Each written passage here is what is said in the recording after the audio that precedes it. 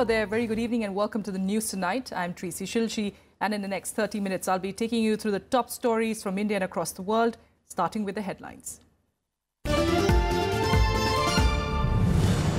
Ivanka Trump praises Prime Minister Narendra Modi's leadership, addressing the 8th edition of the Global Entrepreneurship Summit. The advisor to US President Donald Trump says India has a true friend in the White House.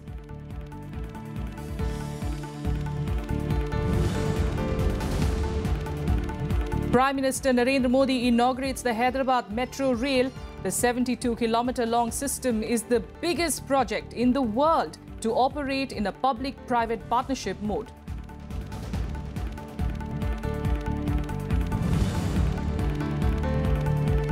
Supreme Court objects to statements made by persons holding high offices against the film Padmavati. Says that such remarks are tantamount to prejudging a movie that is yet to be certified by the censor board.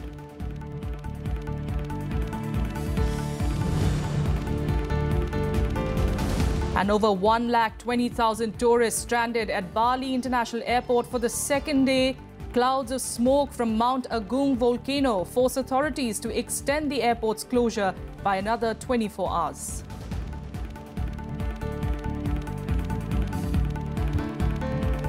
Our top story, the three-day Global Entrepreneurship Summit was jointly inaugurated by Prime Minister Narendra Modi and advisor to the US President Donald Trump, his daughter Ivanka, in Hyderabad today. The summit, with a focus on women and their roles as entrepreneurs, is in its 8th edition and is being held in South Asia for the first time. To my entrepreneur friends from across the globe, I would like to say, come, make in India, invest in India,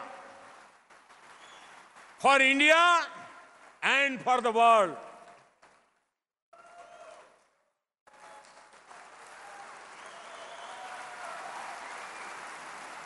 I invite each one of you to become a partner in India's growth story. Pitching the country's Make in India initiative, Prime Minister Narendra Modi on Tuesday invited global entrepreneurs to come to India, promising an investment-friendly environment. Speaking at the Global Entrepreneurship Summit in Hyderabad, Modi listed his government's achievements, saying it has succeeded in containing the fiscal and current account deficits, as well as curbing inflation. Our government has taken several steps to improve the business environment. The jump in India's ranking in the World Bank's Ease of Doing Business report from 142 to 100 in 3 years is a result of this initiative. Speaking at the summit, advisor to US President Donald Trump, Ivanka Trump hailed India as one of the fastest growing economies in the world. She stressed on the need to bridge the gender gap in the labor force to help boost Indian economy by over $150 in the next 3 years. Fueling the growth of women-led businesses isn't simply good for society, it's good for our economy. One study estimates that closing the gender entrepreneurship gap worldwide could grow our global GDP by as much as 2%. The women in this room can lead the way in closing that gap and ushering in a new era of greater prosperity. Ivanka also lauded Prime Minister Narendra Modi for bringing about transformational change in India. What you are achieving here is truly extraordinary. From your childhood selling tea to your election as India's Prime Minister, you've proven that transformational change is possible.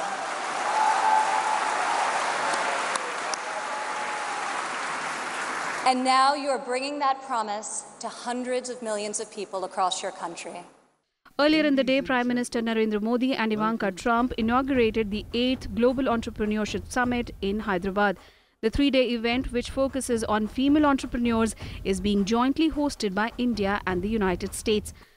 Modi also met Ivanka on the sidelines of the summit and had a productive discussion on women entrepreneurship and empowerment. Bureau Report, Rajya Sabha TV. Well, with Women First, Prosperity for All as its theme, women entrepreneurs are the focus of this year's summit. Being held in South Asia for the first time, like we said, the Global Entrepreneurship Summit aims to showcase the achievements of young entrepreneurs. The 8th edition of the Global Entrepreneurship Summit got off to a colorful start in Hyderabad on Tuesday. Hosted by policy think tank Niti Aayog in partnership with the US government, 1,500 entrepreneurs from as many as 170 countries are taking part in the 3-day summit. With Women First, Prosperity for All as its theme, women entrepreneurs are the focus of this year's summit. More than 10 countries, including Afghanistan, Saudi Arabia and Israel, have sent all-female delegations. I come from Lebanon. I'm an entrepreneur, and actually I'm an alumni of a program called Tech Women. It's a program funded by the Department of State. The team there nominated me, and we went through a series of selection, and we were shortlisted to come. So it is an opportunity for people who are here to network, benefit from each other's experience, and explore possible partnership and expansion. I'm CEO of Medicia Therapeutics. We're a company that's developing a vaccine for cancer patients that is already in clinical trials. I think one beautiful thing about this conference is that entrepreneurs come from different countries, right? But the problems, the challenges and opportunities for entrepreneurship is very similar across the world. So it's a great place, and I think Hyderabad is a great location for people to come all over and exchange these ideas, their challenges, and to network, to help each other to grow and become better entrepreneurs. According to Niti Aayog CEO Amitabh Kant, the summit provides India an excellent opportunity to showcase the progress and achievements of Indian entrepreneurs in a number of fields. As all of you are aware, pushing for and providing greater impetus to women entrepreneurship is the key to India. It's critical for India's growth, and therefore this theme comes at a very crucial juncture where the government of India has laid so much of emphasis and focus on Beti Bachao, Beti Padhao, and a vast number of other schemes on women as well. We think it's critical that women who represent a significant part of our population also represented in the business world, and that we try to develop a community with networks, with mentors, with finance, with market opportunities that can help advance women entrepreneurs and promote innovation generally. Union Ministers Sushma Swaraj and Nirmala Sitharaman are also taking part in the summit. The closing session, to be moderated by Commerce Minister Suresh Prabhu, will aim to bring together key influencers who support, promote and fund women entrepreneurs. Bureau Report, Rajya Sabha TV. And noted Indian-American entrepreneur Frank Islam lauded the efforts by the government to lay emphasis on women entrepreneurs. He, however, said that there is a need to do much more in India in order to put Indian women entrepreneurs first. Listen in. We need to put Indian women entrepreneurs first. There's a critical need to put them first.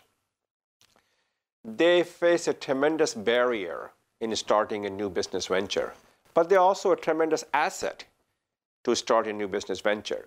So this summit will highlight that there is a lot to be done in India to put the Indian woman first as an entrepreneur.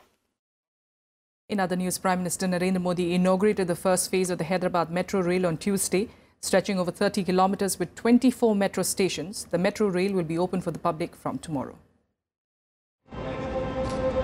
Prime Minister Narendra Modi inaugurated the Hyderabad Metro Rail on Tuesday, also unveiling the inaugural pylon at the station premises. Modi also took a ride on the metro along with Telangana Chief Minister K. Chandrasekhar Rao. The metro system is being built across 3 dense traffic corridors: LB Nagar to Miapur, Jubilee Bus Station to Falaknuma, and Nagol to High Tech City for 72 kilometers in total.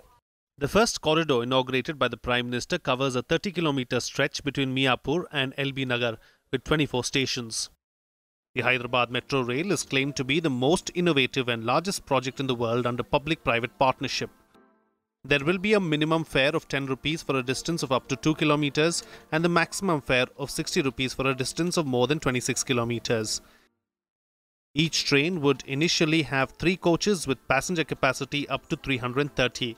With increase in traffic, the number of coaches will be increased to 6. The metro rail is said to turn into a boon for the residents of Hyderabad when it opens for commercial operations on Wednesday. Bureau Report, Rajya Sabha Television.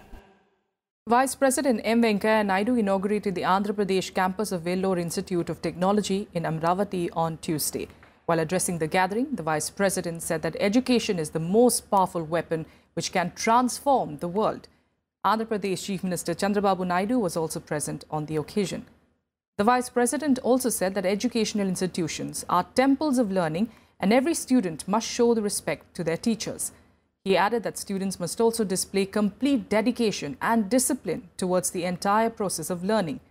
He further said that education should become a powerful tool of social, cultural and economical transformation of the country, with strong moral and ethical values forming the basis of such a transformation. In India, there are good universities, but you need excellent universities. So I appeal to all the universities, private or public, to focus on enhancing the skills and enhancing the knowledge, raising the standards, and then compete with the world. If proper opportunities are given, proper facilities are given, proper infrastructure is created, definitely our universities also will excel. Taking strong exception to comments made by persons holding public office, including ministers and chief ministers, on the controversial film Padmavati, the Supreme Court on Tuesday said that such people should refrain from passing remarks till the film is cleared by the CBFC, the Central Board of Film Certification. The Supreme Court once again said that it is the prerogative of the Censor Board to review the film Padmavati and make a decision on whether it is suitable for screening. A bench headed by Chief Justice Deepak Mishra dismissed the fresh petition that had sought an order to restrain the producers of the movie from releasing it abroad. Film director Sanjay Leela Bhansali, however, assured the Apex Court that he will not release Padmavati in other countries till the film is certified by the CBFC. Ministers of Rajasthan, Gujarat and Madhya Pradesh have said that they will not allow the movie to release even if it is cleared by the Censor Board.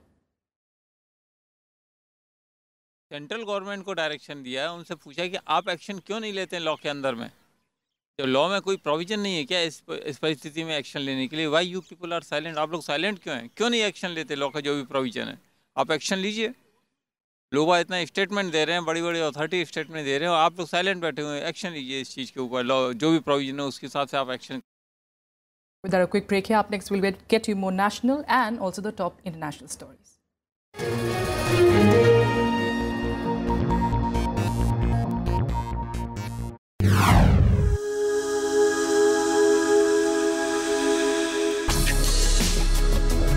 Tales that inspire. Stories of social change. A salute to diversity. Promoting public discourse. Events that motivate. Inspiring the innovative spirit. Watch Rajya Sabha television documentaries.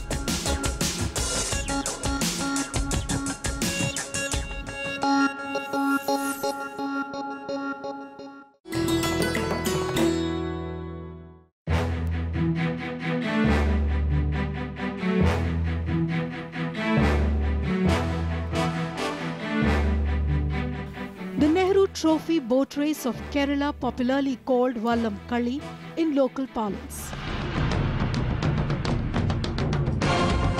This historic boat race dates back to 1952 when Pandit Nehru visited the state and a pageantry of boats accompanied him from Kottayam to Alappuzha.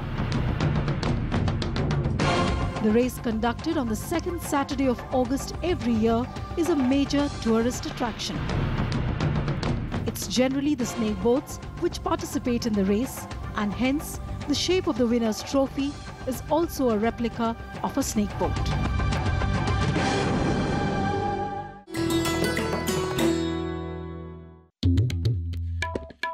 The story we thought we knew. The story of magnificence. The story of bloody battles, of those who ruled and those who left their footprints. The story charting the course of our past.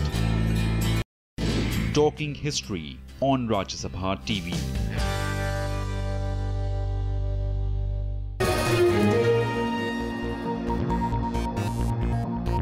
Welcome back to the news tonight. Getting you more national news. Issuing the recommendations on net neutrality, telecom regulator TRAI has proposed restrictions on service providers from entering into agreements which lead to discriminatory treatment of content on the internet. TRAI said, and I quote, "The discriminatory treatment in the context of treatment of content would include any form of discrimination, restriction or interference in the treatment of content, including practices like blocking, degrading, slowing down or granting preferential speeds or treatment to any content," unquote. TRAI has also suggested the formation of a multi-stakeholder body comprising telecom and internet service providers, content providers, civil society organizations and consumer representatives. This body will monitor and investigate any violations. Supporters of net neutrality back the principle that the entire internet traffic should be available to anyone on equal terms without any discrimination based on business considerations of service providers. In February last year, TRAI had barred platforms like Facebook's Internet.org and Airtel Zero, which allow free access to select websites. The US regulator, Federal Communications Commission, recently said that it plans to roll back the net neutrality rules that were adopted in America in 2015.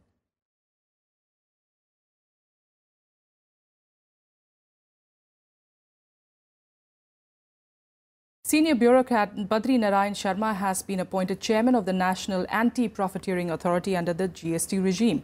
Sharma is a 1985 batch IAS officer of the Rajasthan cadre and is currently additional secretary in the Department of Revenue.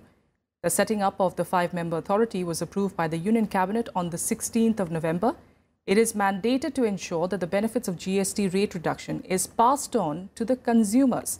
If the authority finds any company guilty of not passing on GST benefits, it will either direct the entity to do so or transfer the amount to the Consumer Welfare Fund within a specified timeline.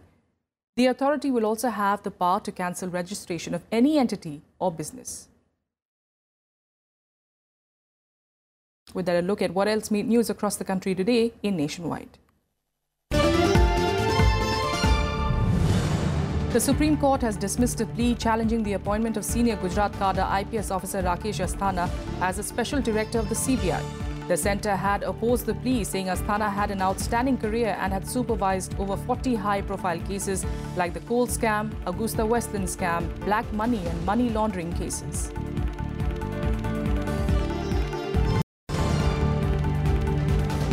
Income tax officials raided 33 premises in Tamil Nadu belonging to 3 business groups.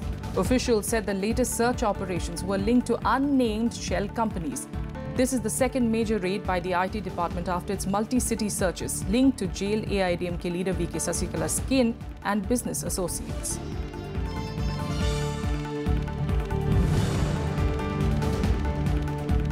The Rajasthan government has issued a directive asking students in government hostels to recite the national anthem at 7 a.m. every day along with assembly prayers. This, the government says, will evoke a spirit of patriotism among children. The notice had been issued by the state's Social Justice and Empowerment Department.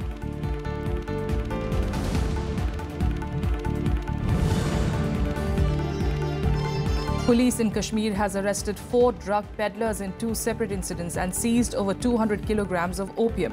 Security forces launched its operation in Poonch district and seized a truck with around 187 kilograms of opium poppy straw being smuggled under crates of apples. Nearly 50 kilograms of opium poppy straw was recovered from a truck in another operation.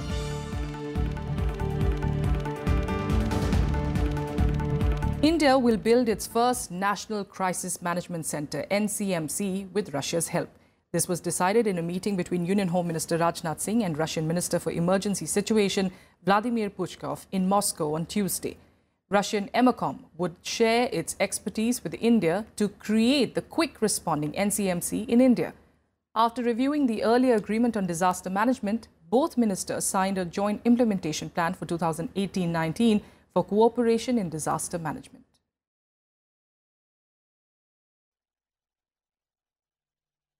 Mumbai attack mastermind Hafiz Saeed has filed a petition in the UN seeking the removal of his name from the list of designated terrorists. He has asked this on the ground that none of the allegations against him has been proved in Pakistani courts. The banned Jamaat-ud-Dawa chief walked free on Friday after the Pakistani government decided against detaining him further a move that was opposed by both India and the US. Saeed is the mastermind of the Mumbai terror attack of 2018 that killed 166 people. He was placed on the terrorism blacklist by the United Nations in December 2008. A Pakistan-based law firm has filed a petition at the UN on Saeed's behalf.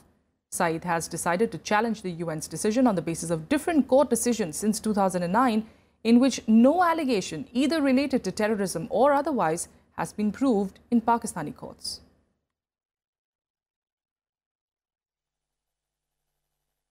We'll track that story closely. Meanwhile, in the top international story, over 1 lakh tourists remain stranded in Bali for the second day today after Mount Agung volcano threatened to erupt barely 60 kilometers away. Lakhs of people from nearby villages were evacuated as experts raised the alert level to maximum, warning that the volcano could erupt at any moment. Over 1,20,000 tourists were stranded at the Bali International Airport for the second day on Tuesday after clouds of smoke from Mount Agung volcano forced authorities to extend the airport's closure by another 24 hours. As plane routes remain covered by volcanic ash, over 443 flights to and from Bali have been cancelled since Monday. While airport officials are evaluating the conditions every 6 hours, 10 alternative airports in neighbouring provinces have been prepared for inbound flights to be diverted to. मेरे हिसाब से बाली government ने कुछ भी मतलब foreign tourist के लिए कुछ भी हेल्प नहीं कर रहे हैं।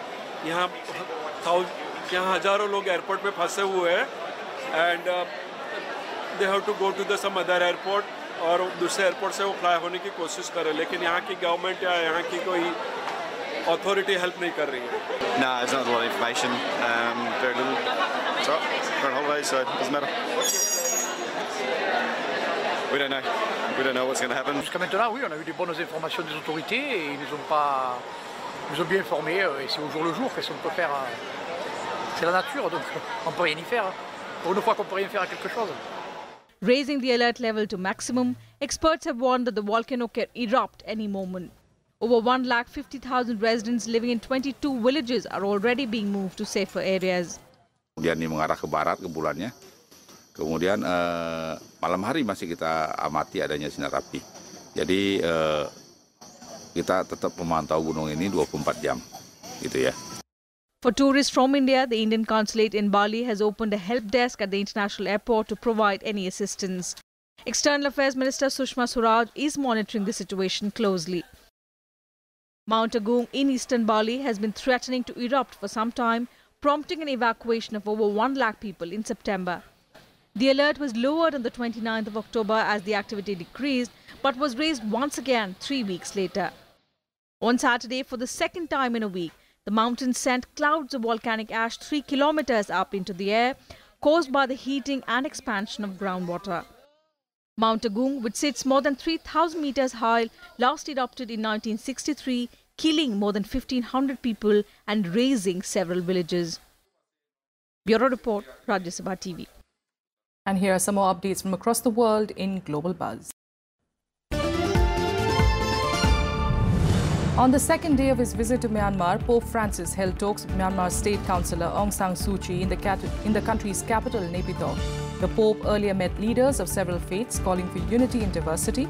He will also visit Bangladesh, where more than 6 lakh Rohingyas have fled to escape Myanmar's military crackdown in Rakhine State.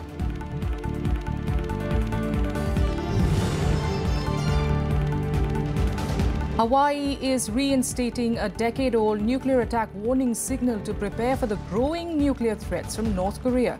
The Hawaii Emergency Management Agency released a public service announcement advising residents to take shelter immediately if a siren is heard outside the testing time, as it would grant only 12 to 15 minutes before a missile's impact.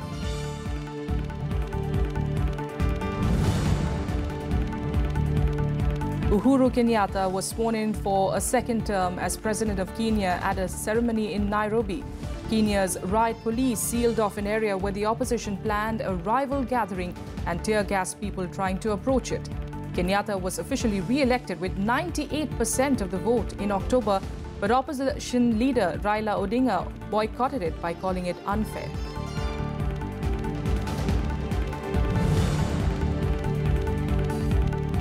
At least 4 ships washed up on Japan's northwest Japan's west coast this month, some with bodies on board. Authorities have not yet confirmed the origins, but signs point towards North Korea. 8 skeletons were found in one of the wooden ship which was found washed ashore on a beach in Akita Prefecture in Japan. The ship was spotted by a passerby, and Japan Coast Guard personnel were able to recognize the ship but were unable to get close due to bad weather.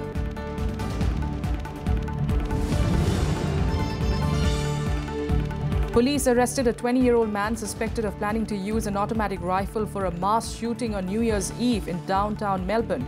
Victoria Police Deputy Commissioner said that the man had planned to shoot as many people as possible at Melbourne's Federation Square, which is one of the most crowded places on New Year's Eve.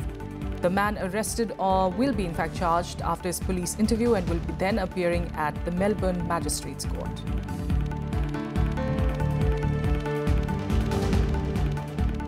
And finally, let's pack in some sports, get you all the updates in Sports Beat.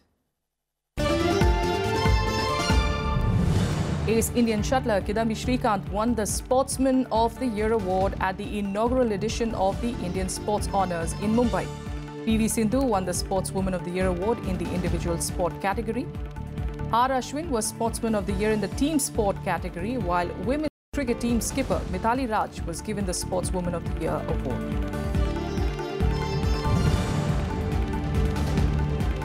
Indian wrestlers Bajrang Punia and Vinod Kumar won silver medals in the Under-23 World Wrestling Championship in Poland after losing their respective final matches. Bajrang lost to his Russian opponent Kular 6-17 in the 65-kilogram weight category, while Vinod lost his bout 1-3 against American Richard Lewis. India finished the event with 3 medals. The International Olympic Committee has banned 5 more Russian competitors from the 2014 Sochi Winter Olympics for life over the anti-doping rule violation. The banned athletes include skeleton rider Sergei Chudino, who finished 5th at Sochi, Dmitry Trinenkov and Alexei Negudailo, both members of the gold medal-winning bobsleigh team. Relay silver medalist Yana Romanova and silver medalist in the 7.5-kilometer event Olga Vilukina.